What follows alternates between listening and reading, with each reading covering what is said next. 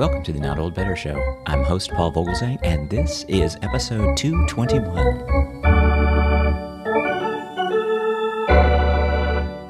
I love this time of year.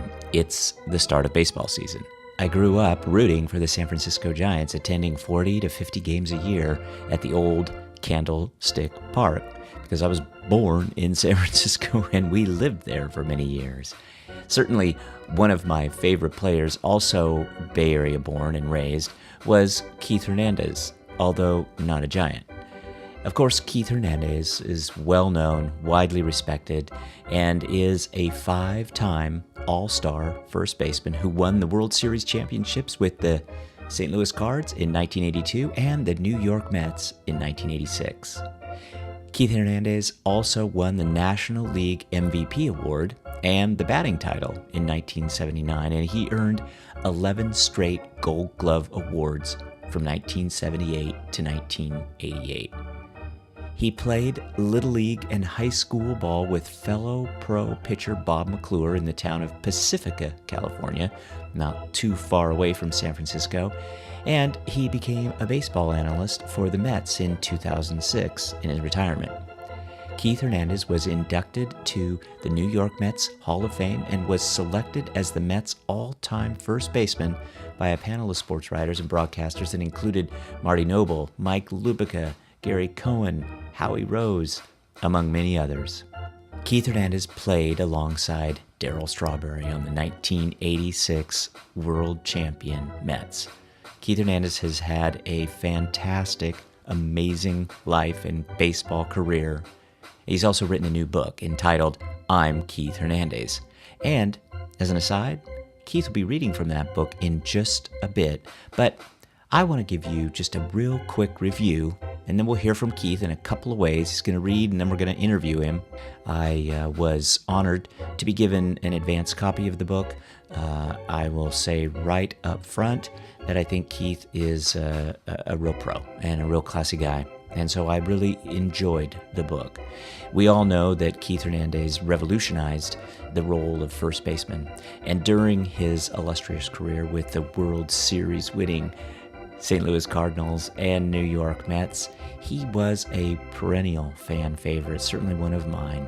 He earned the Gold Gloves that I mentioned. He was this National League co-MVP. He had a batting title to his name. But it was this unique blend, really, I thought, of intelligence and humor and talent, not to mention his leadership skills. And he also played some pretty good pranks on some of his fellow players. And then that competitive temperament that I thought just transcended the sport and propelled him to a level of renown that few other athletes have achieved, including his memorable appearances on the television show Seinfeld, where, of course, the name I'm Keith Hernandez comes from. You can read all about that in the book. But now, in the book, with this striking mix of candor and self-reflection, Hernandez takes us along on his journey to baseball immortality. There are hellacious bus rides and south-the-border escapades of his minor league years, his major league benchings, unending plate adjustments, and role in one of the most exciting batting races in history against Pete Rose. Indeed, from the Little League fields of Northern California and Pacifica, California, to the dusty proving grounds of AAA ball, to the grand stages of Busch Stadium and beyond, I'm Keith Hernandez reveals as much about America's favorite pastime as it does about Keith Hernandez himself. What emerges in this book to me is this honest and compelling assessment of the game's past, its present, and the future. It's a great memoir that showcases one of baseball's most unique and experienced minds at his very best. I loved the book. I felt like Keith was talking directly to me, talking baseball, reliving some of those plays, players, and those days. I've always loved baseball, and this book is how I feel about the game. Of course, I mentioned I'm a San Francisco Giants fan, but Keith was always one of the game's standouts in my mind. My dad loved baseball too, and we'd listen to Giants games broadcast on San Francisco's KNBR radio, and I won't forget those days with my dad or those games in which Keith played and listening to the play-by-play announcers talk about what a great player Keith was.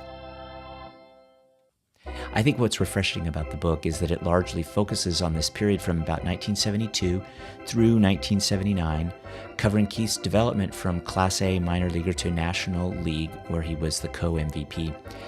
It allows Keith to tell good, specific stories about people he met, the adjustments he made, the doubts and the fears he felt along the way. And there's a measure of self-awareness and introspection that's refreshing, if it's kind of uncommon even some of these days. Throughout the book are these snapshots, these moments from Keith's childhood, including a very supportive mother and a highly demanding, borderline abusive ex-baseball player father, and his current life as a Mets broadcaster who regularly commutes from the Hamptons to the Mets ballpark. These are just some wonderful stories, and this is just a fantastic book, especially Keith Hernandez's candor as a kind of a self-admitted dinosaur, but he never fails to admit that he has this wonderful joy for the game, and that comes out in the book. Let's listen for just a second in Keith's words as he reads from his new book, and we'll follow with our interview. I love baseball, but I find most books about baseball players boring. There seems to be a standard template for how to write them. Maybe it's because there are so many of these books out there, but it feels like they've become a paint-by-numbers exercise dictating what you talk about and how you talk about it. Forget that. I'm Keith Hernandez. I want to write this my way. When I was a kid, my father would come home from his 24-hour fireman shift and bring fresh San Francisco sourdough bread from the local bakery. If we were lucky, he would also have stopped by the Spanish market and picked up chorizo sausage. The bread would still be warm from the baker's oven, and Mom would spread some butter and jelly over it and give it to my brother and me. Soft on the inside with a crust that made your teeth work just the right amount. It was wonderful. I want to make this book something like that, something that you can set your teeth into and say, Keith, that's pretty good. More, please. So I'll need to keep things easy and moving along. I want you to feel some of the spontaneity I feel when I reflect. And I have specific periods I want to focus on. In the broadcast booth, I find that when you try to talk about everything, you wind up saying nothing. People just tune you out, and even if they don't, they can't possibly learn very much. I want to talk about my development as a baseball player and how it got me to the major leagues. I want to talk about how I gained the confidence to thrive in the big leagues despite a grueling haul. And finally, I want to talk about how my development as a young player affects how I see the game today from my seat in the broadcast booth. Because I've spent most of my life around baseball, I have good stories to tell, and I love sharing them with others. Like the other night, I was sitting at a table at Harvest on Fort Pond in Montauk, New York, with my good friends Paul and Chantal Weinhold. The place was packed with folks enjoying the cozy environment and excellent food, and I had brought a couple of bottles from my wine cellar for the table. We were happy, and the talk was easy and fun. It's always that way with Paul and Chantal, a married couple I've known since my playing days with the Mets.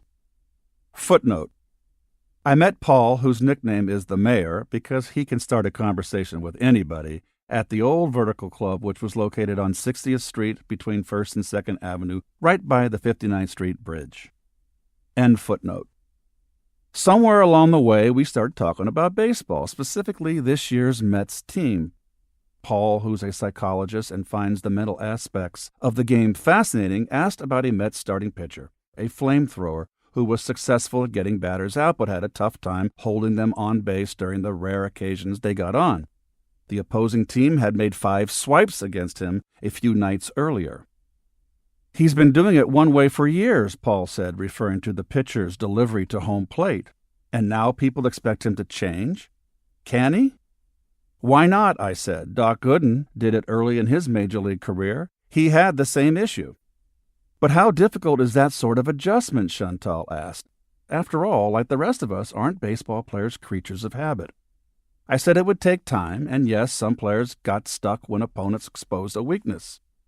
It's more about mental toughness than the actual adjustment, I said, and I told them how Nolan Ryan would storm around in between pitches, strutting like John Wayne, ready for a gunfight in the town square.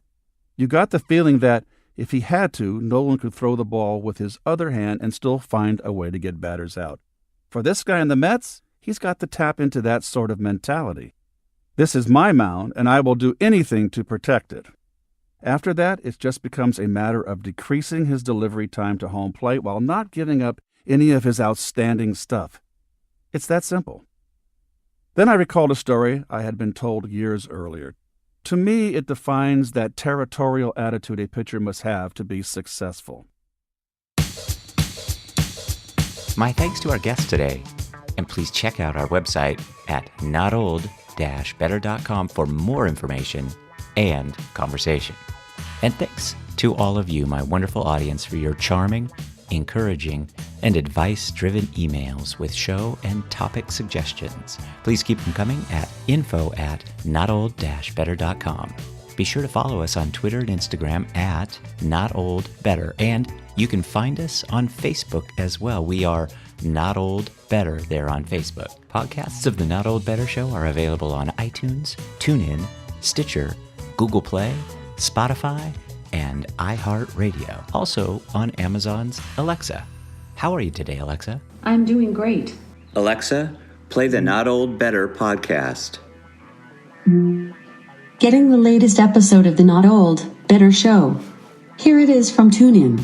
You can always find us online at notold-better.com, where you can find all of our archives. You can share a link, you can get in touch, and I look forward to hearing from you. I'm Paul Vogelzang, and please, everyone, let's talk about better. The Not Old Better Show. Thanks, everybody.